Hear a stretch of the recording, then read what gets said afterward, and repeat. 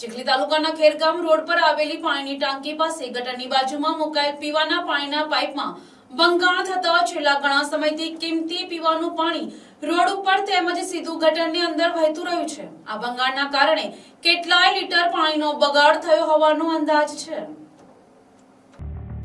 એક તરફ રાજ્ય સરકાર પાણી બચાવના અભિયાન ચલાવી રહી છે, ત્યારે બીજી તરફ ખેરગામ રોડ પર તંત્રની ઘોર બેદરકારીને કારણે શહેરમાં પાણીનો ખુલ્લેઆમ બગાડ થઈ રહ્યો છે।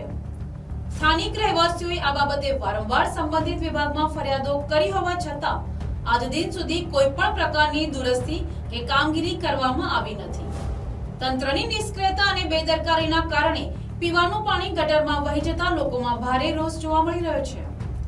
જો તાત્કાલિક કાર્યવાહી નહીં થાય તો સ્થાનિકો દ્વારા ઉગ્ર રજૂઆત અને વિરોધ કરવાની ચેતવણી આપવામાં આવી છે। પ્રશ્ન એ ઉભો થાય છે કે શું તંત્ર પાણીની ગંભીર અછત ઊભી થશે ત્યારબાદ જ જાગશે? તંત્ર દ્વારા તાત્કાલિક ભંગાણની મરામત કરી પાણીનો બગાડ અટકાવવામાં આવે તેવી સ્થાનિકોની માંગ છે।